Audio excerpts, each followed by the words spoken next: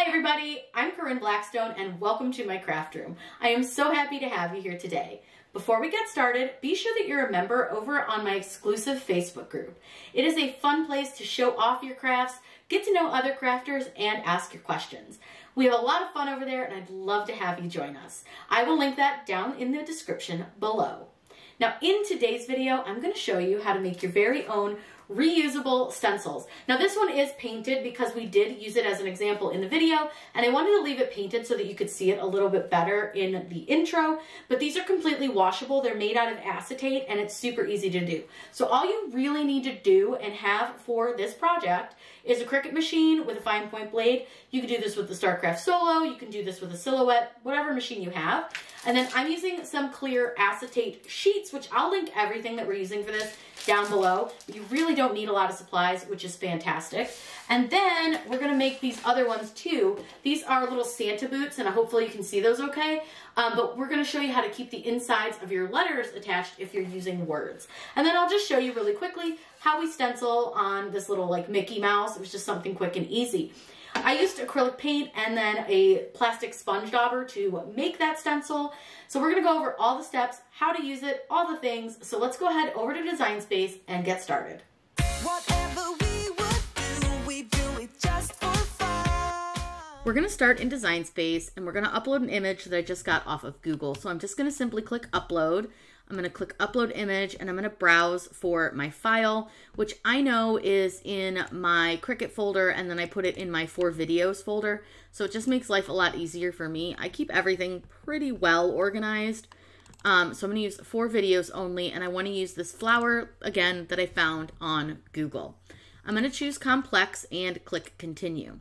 Now with this flower, I'm going to show you something really quick. So if I click on it right now to remove the background and I go to the preview, the cut image, do you see all the little fuzzies kind of around the edge? We're going to kind of clean that up a little bit better. So what I want to do, I'm going to click back because I find that this works better if I start over from this portion. I'm going to again choose complex, and in this one I'm going to click continue. But under more options, I want to change my color tolerance to 100, and then I'm going to remove the background. And now you'll see that all those fuzzies are pretty much gone. It's clean, it works, looks good. So we're gonna use that image. So click apply and continue, and you wanna save the cut image, and then you wanna click on upload. We're gonna add the image into our Cricut Design Space canvas so that we can work on it and kind of change the sizing. This really doesn't need much done to it because this is pretty much already set up to be a stencil. The reason I say that is you'll notice that everything is basically touching edges of the paper. So everything when we cut it out will hold in place. I'm going to size this down a bit, and then I'm going to show you a quick little trick that I like to do when I make stencils. I'm actually going to add a square around it because we're not making this as large as our page. We're going to make this a little bit smaller. So what I'm going to do is open up a shape, and I'm just going to use a square, and I'm just going to make that square bigger than our flower. Right click on the square and send it to the back, and then I'm going to select both items. I'm going to center them, and then all I want to do is attach. Now I'll change the color so that you can see it a little bit better, but basically all this does is it's now going to cut a square around our flower, and we're going to take out all the middle parts of the flower. So everywhere we want like paint to go through is what's going to come out. So that one's ready to go. It's easy, super simple, ready to go. Now we're going to use an image from Design Space so that I can show you another thing that you need to do if you're using stencils. So I'm going to go into images, and I'm going to browse all images, and I'm going to look really quick and see if I can find anything that's going to work really well for what we want to do. And I think we're going to use these little Santa boots because it's a really cute one and it's something that a lot of people use. So we'll choose these Santa boots here, and I'm going to add them to my canvas. Now that I've got these selected, I want to do a couple things that are just going to make life a lot easier. The first thing I'm going to do is I'm going to slice them out of a square. The reason I'm going to do that is it's going to make it a lot easier for us to figure out where we need to put bridges, where we need to do things, and all of that. Now I do want to make them like the square fairly close to the size of the boots. I'm going to select the images and I'm going to simply click slice. like I said, this is just going to make it a lot easier for us to figure out where we need to place any kind of bridges. I'm going to delete these two, and I want to keep the one that is created into the square. I'm going to make this bigger so that we can see it. And what I'm going to kind of explain to you here is that anything that is white, and we can actually make this a little bit easier sometimes to explain by just changing the color of the background. I think it works a little better if you can see it in a really contrasting color. Anything that is red is where the paint is going to go through. Anything that is gray is going to be the stencil product. However, you'll notice that we've got some floating pieces. The middle of the A's are floating, and then the middle of this portion here is also what I would call floating. What that means is that when we cut it out, it's not attached to any other part of our material, so it is not going to stay attached. Now we're going to fix that in two different ways. I'm going to create bridges for the A's, and then we're going to do something a little bit different here to create that snowflake shape so that it does stay, but we're going to just do it a little bit differently. So first thing I'm going to do is create those bridges, and I'm going to do that by grabbing a shape. I'm going to grab a square, and then all I want to do is size this square down. So I'm going to use these bounding boxes, and I'm going to size them down. Now, once you get to a certain point with the bounding boxes, it can be really difficult to get it to actually size correctly. So you can see now I have this really super skinny one, and it'll work right there, but it's too long for this one because I don't want it to go over into the other section of the letter. So what I'm going to do is I'm going to select this one, and I'm going to duplicate it, but I'm going to shorten it to be about 0.3 inches, and you'll notice that it's super tiny. That's okay. This is actually going to work really well, and we might need to still reduce it a little bit. We're going to go to like 0.26 maybe and see if that's a little bit better of a size. We just don't want it to end up anywhere into the N, but we need it to touch the center of the A and the edge of the plastic that we're going to be using right here between the A and the N. I'm going to duplicate that because I'm going to need another one to go between the A and the U. So I'll just use that same one, and that should be fine. Now what I want to do before I do anything else is I'm going to select all of my little bridges. I'm going to select my full design. I'm going to go down to combine, and I'm going to weld them. The reason we weld them is it tells Design Space that it's all one piece and to not cut anything out. So that looks pretty good. That's going to hold our A's in place. But now we have these little heels of the boots, which those can be a little bit difficult because you'd have to have a bunch of bridges going from each of those little pieces. And I don't personally want to do that. I would rather have it just have a snowflake and not this big heel part. So in order to do that, all I need to do is I'm going to go into contour. And in this contour section, you're going to see these little heel pieces.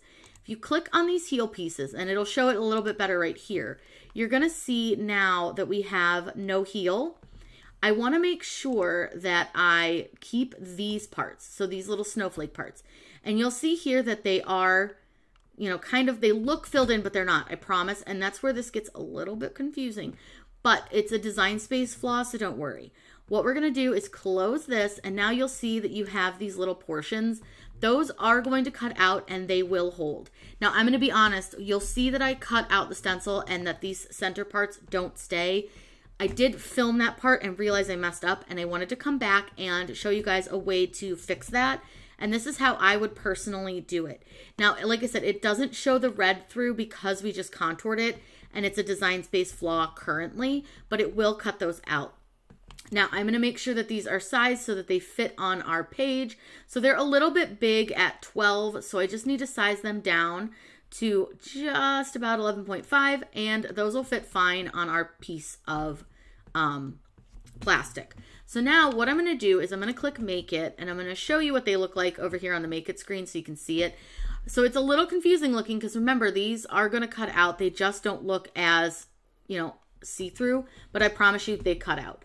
We're going to be cutting these, and we're going to be using the acetate cut setting. So let's head over to the machine, get everything loaded, and get ready to cut them out. So we're ready to load, and the first one we're cutting is our Santa shoes. Now, I will be honest, I made that bigger because I just wanted them to be a little bit larger. I was just thinking about it, and I'm like, if we're going to do Santa shoes, shouldn't they be pretty big? So I made them so that they actually take up the entire sheet of the transparency. Now, one thing I will tell you is that sometimes it will have this clear coating on it. The last one I did didn't have it because I already taken it off. So just be aware, you'll want to check to see if yours has a clear like plastic, and you'll want to peel that off before you do your stencil and cut that out. So what I'm going to do is line this up on my mat, and the boots are going to take up pretty much the whole mat. So I want to make sure this is well held down. I'm going to load this into my maker, and then we're going to get it cut out, and then I'll show you what that one looks like. And then we'll cut out the flowers, and then we'll do some stenciling.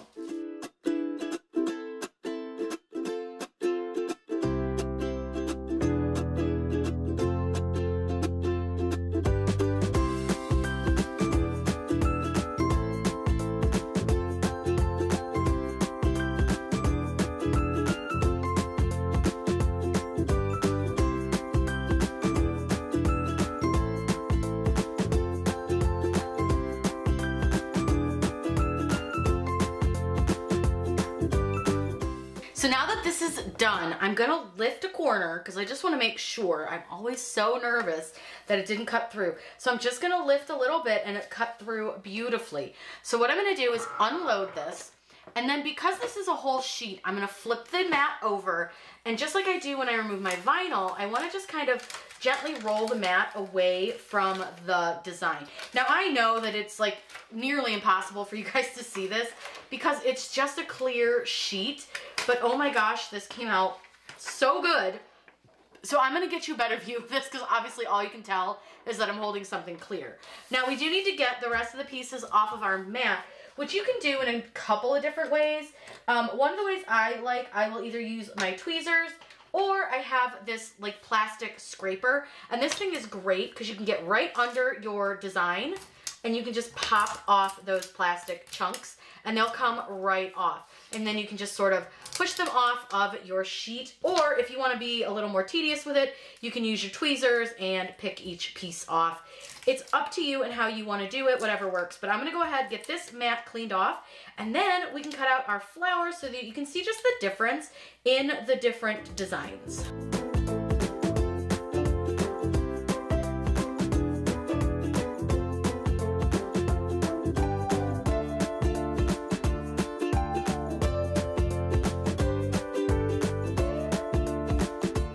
Now I did use the scrap piece for this because it was going to fit on there fine, and why waste an entire sheet?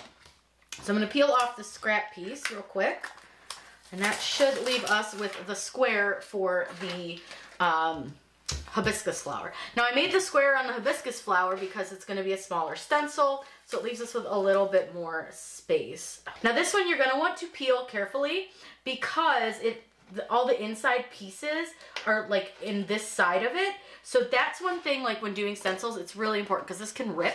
So what I want to do is I'm just going to very, very gently peel this back, and I'm just going to take my time. And with this one, I'm just going to try to peel all the pieces off just so that I know that nothing's getting stuck and left behind. That should be part of the stencil and it doesn't get damaged. Now, you do want to just be gentle with these. Like I said, they're not, you know, super thick, heavy sheets. You can use a heavier sheet if you want to, but I didn't need to with this one. So now I'm just going to kind of shake it a little bit, make sure nothing's stuck in there. Push all those pieces to the side. Now, again, I know you really can't see it. I'm going to get some black paper so that you can see these better because I think that'll work. And then I'm going to show you at least how to use one of them, if nothing else. So I wanted to try to get it so that you could see them a little bit better, since obviously it's clear, but you can see it pretty well against this black. So this is what our hibiscus flower stencil looks like. Pretty simple. Like I said, this one was really easy. And then the Santa Claus one, I messed up a little bit. I'm gonna be honest, nobody's perfect. I forgot about the spots in the bottoms of his shoe right here where it had like that little snowflake. So I did lose those. I should have put bridges to keep those in place. I didn't, and I'm sorry, I messed up, but that's okay. Like, nobody's perfect. You would just need to put some bridges to hold all of that on to the shoe. It's not the end of the world. Nobody is perfect. But these came out really cute too. So with these, what a lot of people do, I've don't have kids, but they'll take like cornstarch or flour or something and put this on their carpet, and then they sprinkle the flour on top and then very gently lift this off, and then you're left with a little shoe print that Santa Claus left behind. So these are really, really cute. I think this is fun, but we'll do something with the hibiscus. I'll find something that we can stencil on so I can just show you how easy it is to use these. They're really simple, but these are great if you're going to be doing like a wall stencil or something like that. Just a really fun way to use your Cricut. So I'm going to go ahead and get something and we'll stencil and we'll make a cute little hibiscus flower. I found this Mickey wood thing that we can use to stencil on. I don't really have a lot of things that would work for stenciling. So what I'm going to do, I don't care if it's centered or anything, I'm just going to stencil it so you can see. I'm going to take some painter's tape to hold this down. You do want to hold it down. I've seen people use like spray adhesive and stuff, and that works great too. But since we're just using this as just a quick little show you, painter's tape will work. When I do stenciling on like walls, I just use painter's tape to hold the stencil down, and usually the painter's tape lasts a couple of moves of the stencil. So that's just a little tippity-trickety for you. And then I'm just going to use this, I don't know, flamingo pink, a very neon acrylic paint, and then just this little sponge dabber. So what I'm going to do is I'm going to dab my sponge into the paint, and then there's quite a bit of paint on here, so I just want to like dab it off. And so I'm just going to dab it on to my paint tray just so it's not a ton of paint, because you don't want to use a lot of paint when stenciling. And then you just go in an up and down motion, and voila, you are a stenciling master. So you just need to make sure you don't have a ton of paint on your paint dauber. That's like a big thing. You don't want like globs of paint on it. Dab a little bit of paint off, and then you just go through and up and down motions, and voila, you're gonna have a stencil. Now, I am not the master stenciler that some people are. Some people can do these beautiful like rainbows and just amazing things, and I just am not great. But I can definitely create a fun stencil and stencil some fun colors. So I'm just gonna finish this up and show you what it looks like. And we'll pull off our stencil. And what's great is you can wash this off and reuse the stencil as many times as you want. Because it's plastic, it's really easy to do and really easy to use. Now you will feel it lift a little bit as you're kind of dabbing your paint on. That's why it's really important up and down motions, not side to side, because you don't want your paint to get under your stencil. So I'm going to finish these last two petals really quickly and then show you what it looks like when we pull it all off.